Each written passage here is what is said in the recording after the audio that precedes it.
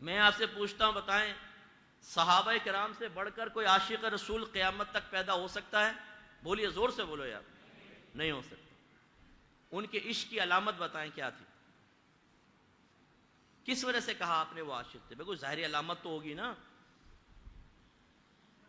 اگر میں کہوں یہ بچہ تمام سب میں سمجھدار ہے تو آپ کہیں گے مفتی صاحب کو دلیل دیں، اس کو کوئی ظاہری علامت بتائیں، کیونکہ سمجھدار تو اس کے اندر عقل زیادہ ہے، اچھے فیصلے کرتا ہے، حکمت کے ساتھ کرتا ہے، تو پوشیدہ چیزیں ہیں. آپ کہیں گے کوئی ظاہری چیز بتاؤ تاکہ ثبوت ملے.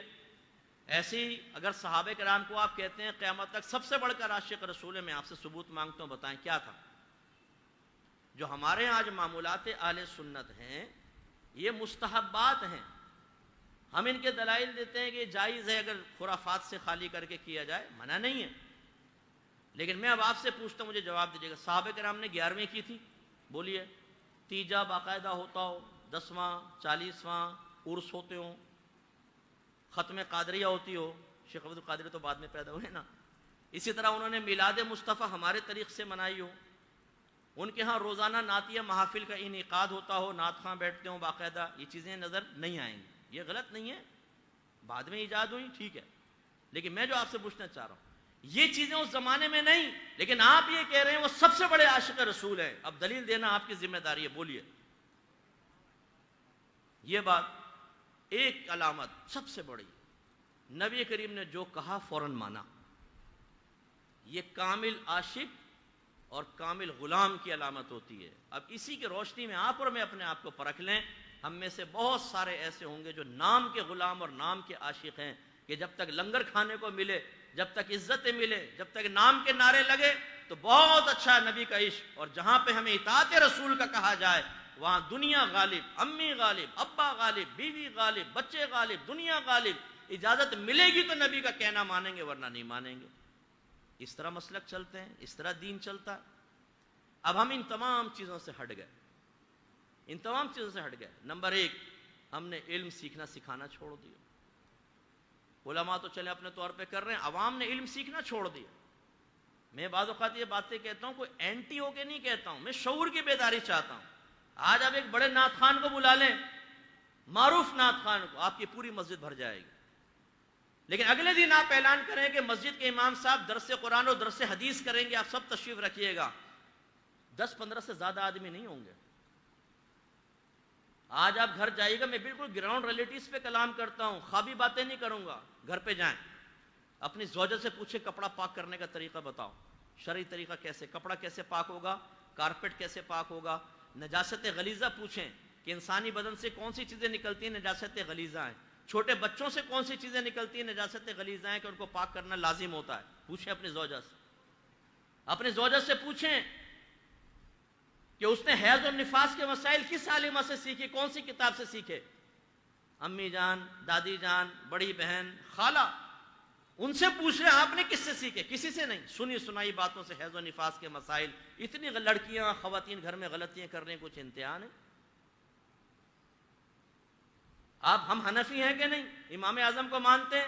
جائیے گھر میں اور اپنے آپ سے بھی کوشچن کریں کہ ہم ایک امام اعظم کی تقلید کیوں کرتے ہیں؟ تقلید کسے کہتے ہیں؟ اس کی شرعی تعریف کیا ہے؟ اگر کوئی غیر مقلد کہتا ہے کہ ہم تو تقلید کو نہیں مانتے، ہم تو کسی امام کی پیروی کو نہیں مانتے، ہم قرآن و حدیث کی پیروی کرتے ہیں، تم کہتے ہو کہ امام کی پیروی کرو، حالانکہ تمہارے 4 امام ہیں، امام اعظم، امام شافعی، امام مالک، امام احمد بن حنبل، لیکن تم کہتے ہو ایک امام کی پیروی کرو، حالانکہ تینوں حق ہیں، چاروں حق پر ہے، لیکن ایک امام کی پیروی کرو. کیوں؟ تقلید کیا ہے؟ تقلید شخصی کیا ہے؟ سمجھا سکتے ہیں ہم؟ علم ختم ہو گیا. آپ میں سے کتنوں نے وضو باقاعدہ کسی عالم سے سیکھا ہے؟ یہ کتاب پڑھ کے سیکھا ہے؟ مسجد میں آتے ہیں، دیکھتے ہیں وضو ہو رہا ہے، ہم نے بھی دیکھ دیکھ کے سیکھ لیا. ایک یوں لے کے مار رہا ہے، ہاں یہ بھی صحیح ہوگا. ایک یوں لے کے یوں کر رہا ہے، یہ بھی صحیح ہوگا. ایک یوں کر کے پھوکے مار رہا ہے، ہم نے کہا یہ بھی صحیح ہوگا. ایک ہاتھ دھو رہا ہے تھوڑا تھوڑا یوں، یہ ملا، پھر یہ ہاتھ دھونے کے بعد یہ صحیح بھی ہے کہ نہیں ہے سنت کے مطابق. بچے ہمارے دیکھ رہے ہوتے ہیں. پھر نماز میں جب آتے ہیں، ایک یہ تکبیر لگا رہا ہے آسمان کو دیکھ کے، ایک پیروں کو دیکھ کے لگا رہا ہے، ایک کی انگلیاں بالکل ملی ہوئی ہیں، ایک کی انگلیاں بہت کھلی ہوئی ہیں، ایک یوں کر کے لگا رہا ہے، ایک یوں کر کے لگا رہا ہے. اب ہمارے بچے کہتے ہیں پتہ نہیں کون سا صحیح طریقہ ہے، کہتے ہیں چلو سب کو وقت کا امام اعظم مان لو، سب کی پیروی جو کر لو۔ کتنوں نے ہم میں سے نماز سیکھی ہے باقاعدہ کسی عالم دین سے، کوئی کتاب پڑھ کر؟ آپ میں سے بہت سارے دکان چلاتے ہوں گے، بہت سوروں نے پیسہ انویسٹ کیا ہوگا، بہت سارے بزنس کرتے ہوں گے، لیکن کبھی آپ نے بزنس کے مسائل سیکھے ہیں؟ کرائے پہ آپ چیز کو لیتے دیتے ہیں، اس کو اجارہ کہتے ہیں عربی میں، اجارے کے مسائل آپ نے سیکھے؟ بہت سے شوہر بیٹھے ہوئے ہیں، آپ نے سیکھا ہے کہ عورت کے حقوق کیا ہیں اور فرائض کیا ہیں، اور آپ کے حقوق کیا ہیں، آپ کے فرائض کیا ہیں؟ آپ نے طلاق کے مسائل سیکھے ہیں؟ آپ کو نان نفقے کی معرفت حاصل ہے؟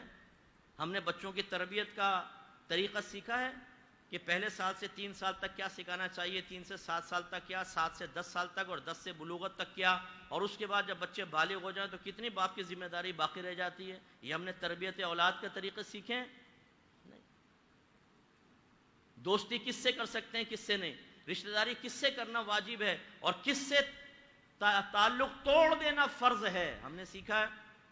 پیسہ کیسے کمایا جائے، خرچ کرنے کے آداب ہم نے سیکھے ہیں، کیا سوچ سکتے ہیں کیا نہیں، کیا دیکھ سکتے ہیں کیا نہیں، کیا سن سکتے ہیں کیا نہیں، کیا اس کی معرفت ہمیں حاصل ہے؟ صغیرہ کبیرہ ظاہری باطنی گناہوں کی معرفت ہم نے حاصل کی؟ نہیں۔